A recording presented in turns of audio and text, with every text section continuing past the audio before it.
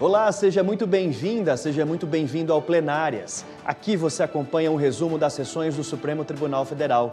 A semana foi centrada na discussão sobre os poderes de investigação do Ministério Público. Fique com a gente, o Plenárias já está no ar.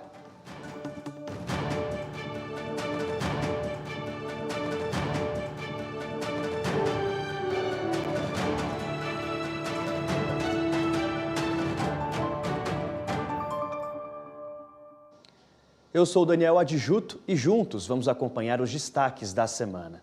Aqui comigo, nossa consultora jurídica Gisele Reis. Oi, Gisele. Olá, Daniel. Mais uma semana, de decisões e de análises do Supremo Tribunal Federal. Poder de investigação foi o centro, o tema central dessas sessões desta semana, que ainda não finalizou. Pois é, e o Supremo Tribunal Federal validou o poder de investigação criminal do Ministério Público. Os ministros vão definir, na semana que vem, os parâmetros que vão regular a atuação do MP em investigações. A repórter Marta Ferreira também acompanhou o julgamento e traz os detalhes. O foco do julgamento é definir limites objetivos para a atuação do Ministério Público. Em discussão, dispositivos de leis que tratam da regulamentação das atividades de promotores e procuradores em investigações criminais. Entre outros pontos, as normas autorizam o MP a fazer diligências investigatórias, notificar testemunhas, requisitar informações, exames, perícias e documentos de autoridades da administração pública e pedir o auxílio da força policial. O julgamento começou em sessão virtual, mas foi transferido para o plenário físico a pedido da Procuradoria-Geral da República. O relator das ações, ministro Edson Fachin, votou para fixar regras sobre a abertura e condução de investigações criminais pelo Ministério Público. Uma delas é que promotores e procuradores devem avisar a Justiça sobre a instauração e o encerramento da investigação. O voto foi apresentado em conjunto com o ministro Gilmar Mendes. O julgamento foi retomado com o voto dos demais ministros. O ministro Flávio Dino foi o primeiro a fazer sugestões às propostas apresentadas. Sobre o item 4, nós manteríamos aqui apenas a referência à autonomia técnica das perícias no que se refere ao mérito da análise pericial. Ponto. E nada mais. Os ministros Nunes Marques e André Mendonça também fizeram algumas observações. Essa necessidade de autorização judicial, ela sim se faz presente.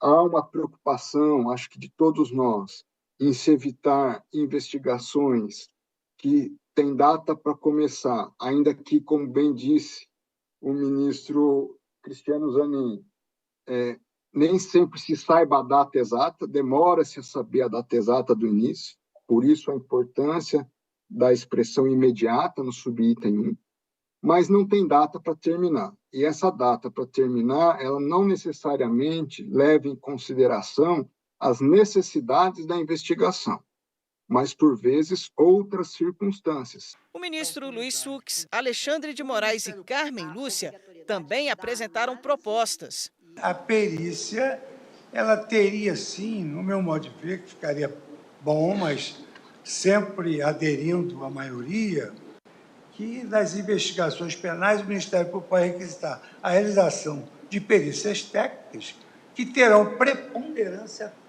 as perícias que terão preponderâncias sobre as conclusões dos órgãos policiais. Nas investigações de natureza penal, o Ministério Público poderá requisitar a realização de perícias técnicas, cujos peritos deverão gozar de plena autonomia funcional na realização dos laudos. Eu manteria, é obrigatória a análise do Ministério Público ou de quem for investigar relativamente à instauração do procedimento investigatório e a conclusão motivada, seja por não fazer, seja, se for para fazer, não há maior dificuldade. Apenas em relação à obrigatoriedade da análise, mas com motivação da conclusão. Depois, o julgamento foi suspenso e será retomado na próxima quinta-feira, após o feriado. Vamos ao nosso tintim por tintim, então, para você entender os pontos em que já há consenso entre os ministros sobre a atuação do Ministério Público em investigações criminais. Então, aqui no nosso telão, a gente destaca 3 pontos. A comunicação imediata ao Judiciário sobre o início e o fim das investigações, o cumprimento dos mesmos prazos previstos para a conclusão de inquéritos policiais, ou seja, Polícia e Ministério Público devem ser até aos mesmos prazos. Em caso de suspeita de envolvimento de agentes de segurança, o Ministério Público deve analisar a possibilidade de abrir uma investigação, chamada PIC. Então já vamos começar destrinchando esse último ponto, porque, Gisele, nesse caso, sobre investigar agentes de segurança, o relator, o ministro Edson Fachin, ele atendeu a sugestão dos demais ministros para analisar melhor esse assunto sobre a obrigatoriedade em si, de instalar a investigação. Mas como que o cenário está desenhado até o momento? Então, Daniel, bom, nós sempre tivemos aí, por parte dos delegados de polícia, uma certa tentativa de restringir os poderes de investigação do Ministério Público.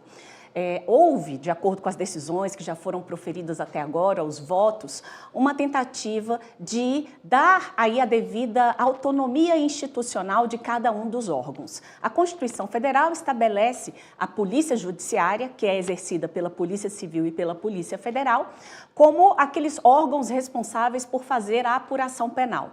No entanto, não significa dizer que a polícia tem o monopólio das investigações. É por isso que ficou assentado, isso inclusive é desde 2015, agora o Supremo está aperfeiçoando esse entendimento de modo a estabelecer limites objetivos da atuação do poder de investigação do Ministério Público, e o Ministério Público, por conta de uma teoria chamada teoria dos poderes implícitos, agora também pode fazer essas investigações. Só que é preciso que haja uma comunicação imediata ao Poder Judiciário. O Poder Judiciário ele deve exercer o controle sobre essas investigações a fim de verificar se os direitos fundamentais estão sendo cumpridos. Então, veja bem, ali os direitos de quem está sendo investigado precisa ser observado. É por isso que tem que ter limite a esses prazos, Existe um prazo específico para quem está sendo investigado estando preso e para quem está em liberdade, aí sendo objeto de investigação. Esses inquéritos, o inquérito policial só pode ser conduzido por delegado de polícia, mas os procedimentos de investigação criminal são conduzidos pelo Ministério Público e eles têm que observar aí também o acesso de advogados que estejam ali devidamente habilitados em processos em investigações que tramitam sob sigilo, que poderão ter acesso a todas as provas que já foram documentadas. Os ministros já definiram também, Daniel, alguns pontos, sobre essa questão da comunicação imediata, sobre a expressão atribuição. Eles entendem que, de fato, o Ministério Público tem atribuição para conduzir investigação em razão das suas funções institucionais definidas na Constituição Federal.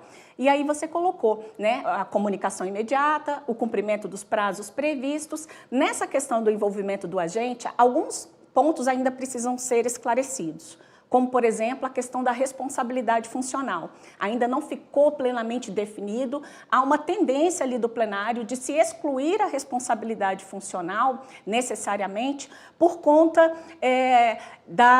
de se averiguar primeiro, efetivamente, se houve ali uma vontade deliberada de realmente causar algum dano em relação às atividades policiais. Então, os agentes de segurança pública envolvidos em atividades criminosas, nesse caso, no primeiro momento, o Ministério Público é obrigado a analisar aquele fato. Havendo ali indícios de que realmente houve uma atuação indevida das autoridades, dos agentes de segurança pública, aí deve-se realmente promover a abertura de procedimento investigatório criminal. E a gente tem mais consensos também, porque os ministros já chegaram a praticamente um ponto comum aqui, no que se diz respeito, olha só, a mais outros 2 pontos, que é, se a polícia e o Ministério Público estiverem investigando os mesmos fatos, os procedimentos vão ter que ser distribuídos ao mesmo juiz. Lembra? É o juiz das garantias.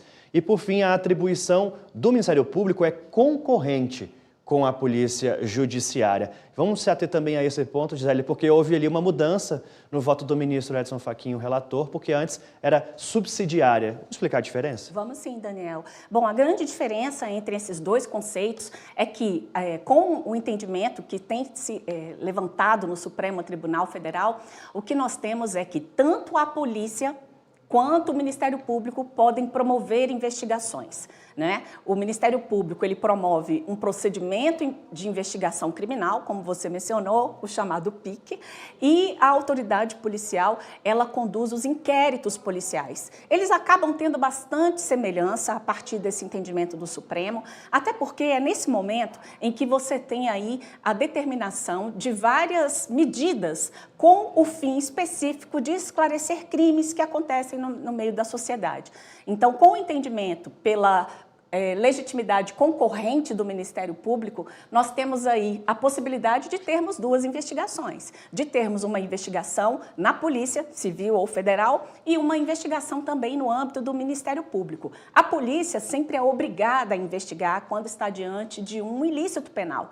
E o Ministério Público, ele tem esse poder de investigar. Ele, analisando ali a necessidade, ele vai poder investigar ou não. Mas isso ficou assentado, então, portanto, que o Ministério Público tem essa legitimidade. Na posição inicialmente defendida pelo ministro Edson Fachin, que acabou, na verdade, cedendo, né, e alterando esse seu posicionamento, ele entendia que o Ministério Público só deveria atuar em casos excepcionais, de forma subsidiária, ou seja, a investigação ficaria ali no segundo momento e só seria possível desde que houvesse uma justificativa de que haveria necessidade do Ministério Público investigar naquele caso específico, mas isso não prevaleceu.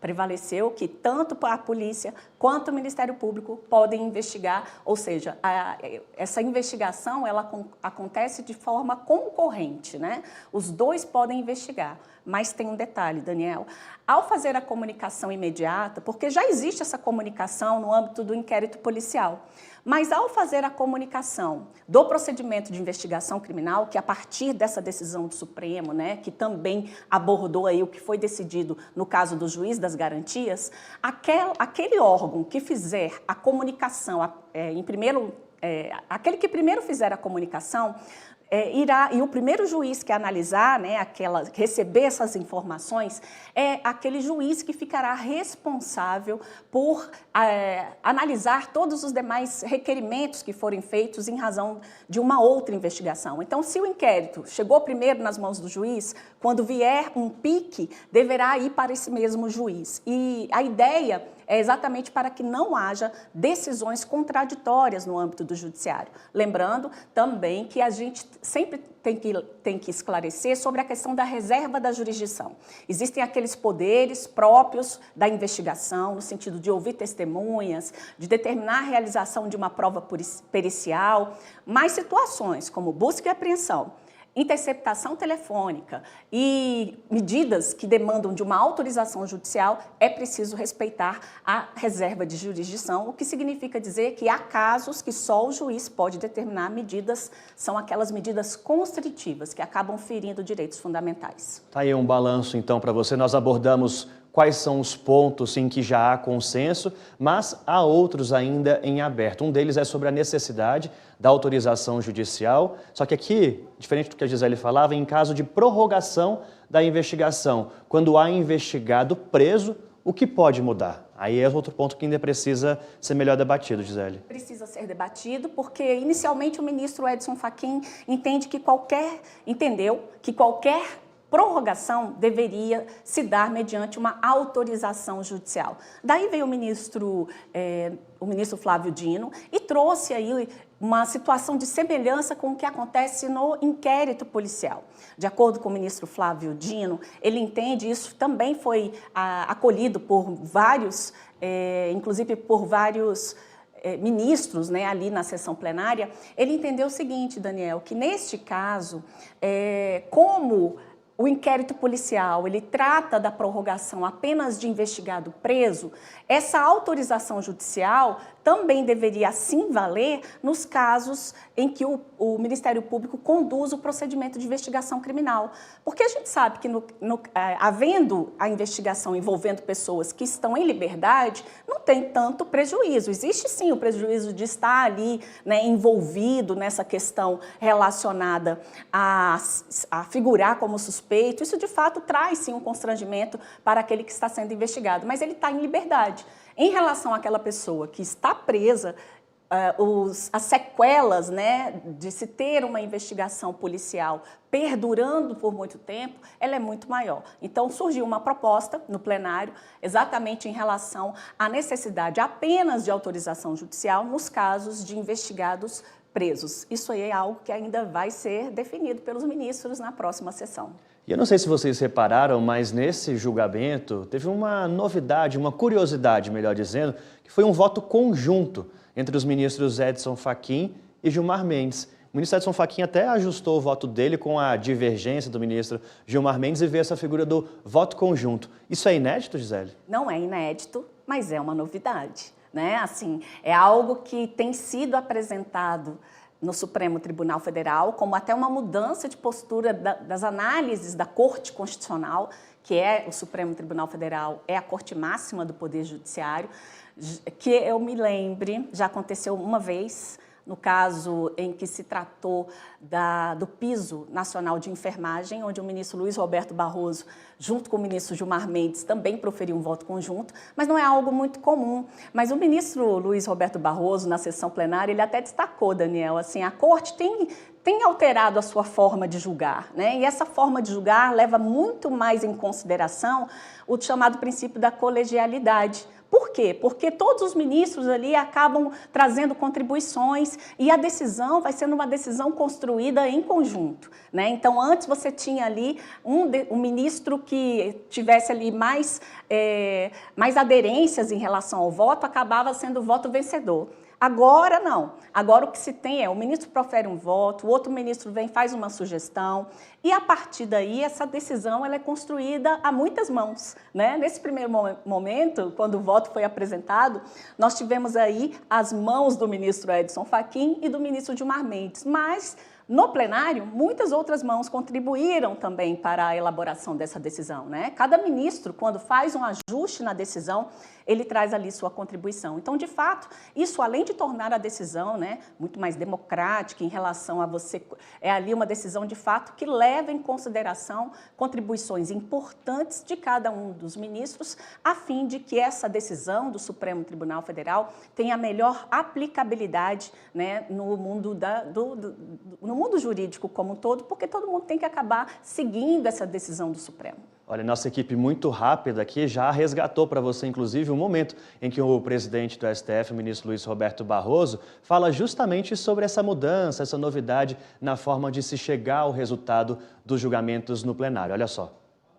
A gente está mudando um pouco o modelo decisório aqui no Supremo, passando de um modelo que antes era agregativo, cada um apresentava o seu voto e a gente fazia uma superposição para saber qual era a conclusão, e agora estamos trabalhando com um modelo mais deliberativo, em que as pessoas vão se manifestando e construindo conjuntamente a solução, que eu acho que é uma inovação extremamente positiva, que era um pouco comprometida pelo fato de que a gente delibera em público, no caso específico na televisão. Geralmente, a maior parte dos tribunais do mundo, ainda quando as sustentações sejam públicas, o processo deliberativo é interno, em conferência interna, onde você tem uma conversa mais do que propriamente esse sistema de que cada um vota. E acho que a gente está, e considero positivo, evoluindo para um modelo em que, em diálogo, nós construímos soluções, quando não consensuais, pelo menos com uma maioria que se faz passo a passo. E vejo isso como extremamente positivo. Fico feliz de estar presidindo essa transmutação, eu diria, do modelo. Olha, e esse bate-papo, essa troca de informações, a gente pode ver também na definição de novidades com relação à perícia científica, né? Que pode virar algo independente, de forma técnica.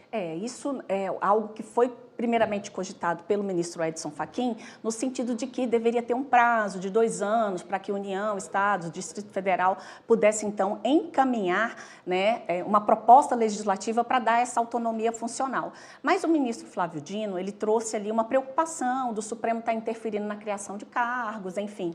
Então, eles deixaram muito claro, olha, a perícia, ela precisa ter autonomia técnica na análise ali do seu material, autonomia técnica para fazer as perícias. Tanto é que ela vai agora, a partir dessa possibilidade, né, do Ministério Público atuar em relação às investigações, ela inclusive tem que atender às determinações do Ministério Público. Né? Mas com relação à necessidade de legislação, me parece que o Supremo Tribunal Federal vai caminhar para uma outra linha. Não sei se o ministro Edson Fachin vai permanecer com aquela visão inicial, a gente vai ter que aguardar em relação a isso, mas é claro que já ficou muito bem definido que realmente os peritos precisam ter autonomia na análise dos materiais, né? Essa é a autonomia técnica.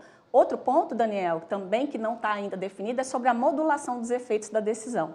Por quê? Porque nós temos investigações que já estão tramitando, outras que já concluíram, e inicialmente a proposta feita pelo ministro Edson Fachin e Gilmar Mendes é no sentido de que aquelas investigações que já tiveram as ações penais apresentadas não precisam ser comunicadas, mas aquelas que ainda estão em curso e que não tiveram, né, aquela denúncia, que é a peça de acusação formal do Ministério Público que inicia o processo penal, nesses casos haverá um prazo, né, salvo engano, é de 60 dias, mencionado inicialmente por ele, e isso ainda não ficou muito debatido no plenário, creio que vai ser objeto da próxima sessão. Aí acompanharemos.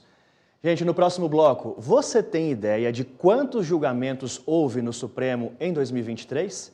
Não saia daí que eu te conto já já, logo depois do intervalo.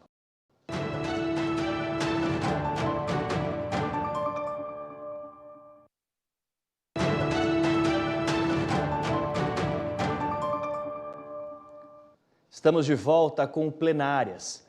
O relatório de gestão 2023 do Supremo Tribunal Federal já está disponível no nosso site. O documento é parte da prestação de contas à sociedade e traz informações importantes como o número de julgamentos, aplicação de recursos, além de um capítulo sobre os principais desafios do STF após os ataques do dia 8 de janeiro. Amanda Mustafa tem os detalhes.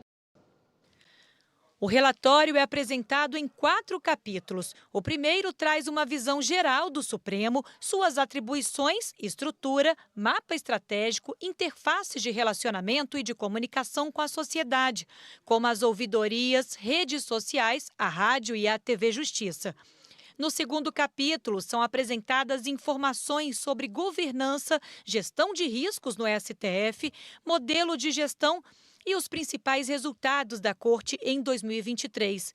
Os resultados das principais áreas de atuação do STF são detalhados no terceiro capítulo.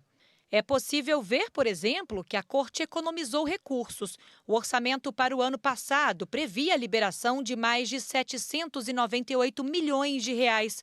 Foram gastos 796.875 mil, uma economia de mais de 1.300.000 reais. Destaque também para a prestação jurisdicional.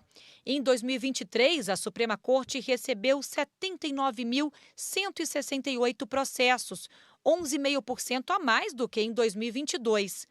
76.619 processos foram baixados, 8% a mais do que no ano anterior.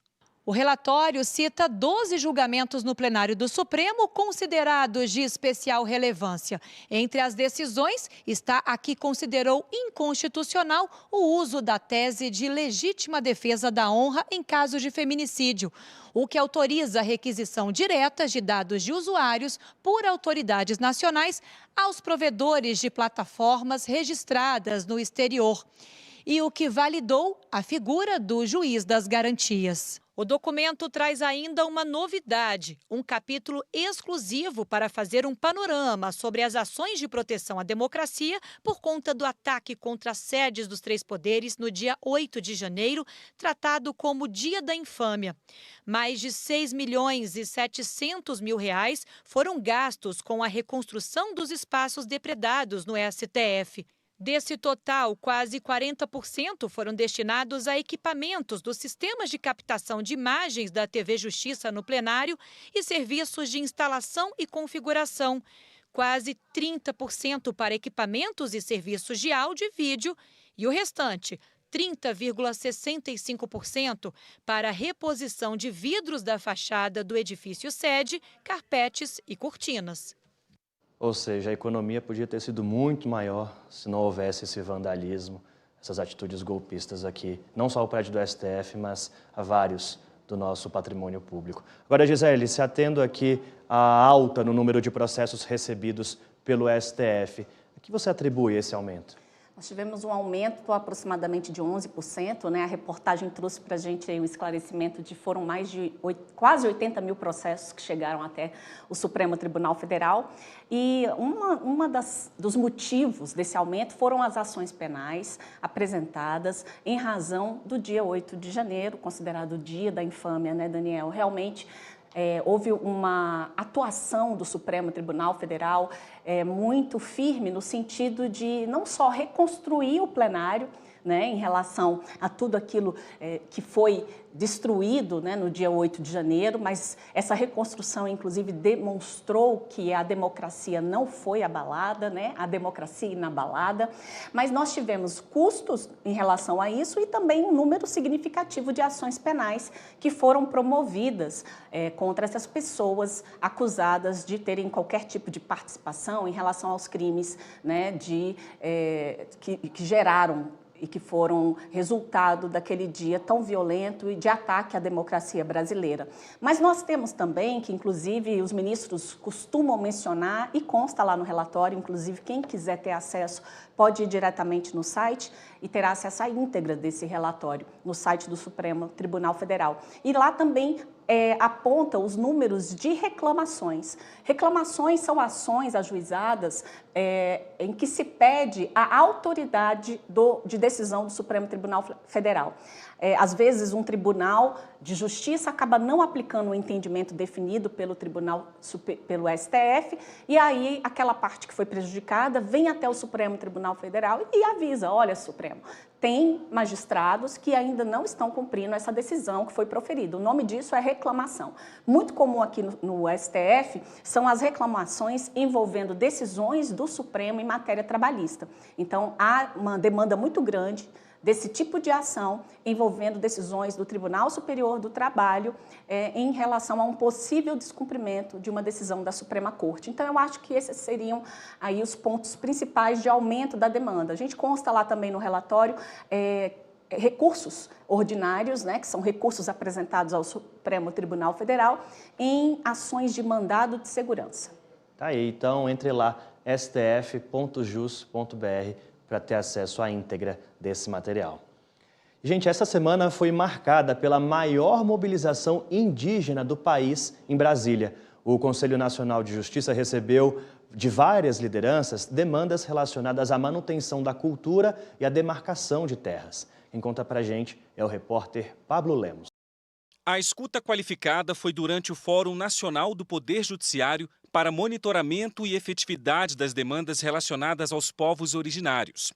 Lideranças, advogados, caciques e representantes de conselhos indígenas destacaram as dificuldades enfrentadas para acessar a justiça. Para eles, o Poder Judiciário precisa ter a participação indígena na construção de normativos e recomendações. Também reforçaram a necessidade de uma educação e saúde diferenciadas, que colaborem com a manutenção da cultura tradicional. Eles ainda defenderam a importância da formação dos advogados indígenas e a demarcação dos territórios. A reunião no CNJ foi durante o 20º acampamento Terra Livre, maior mobilização indígena do país em Brasília.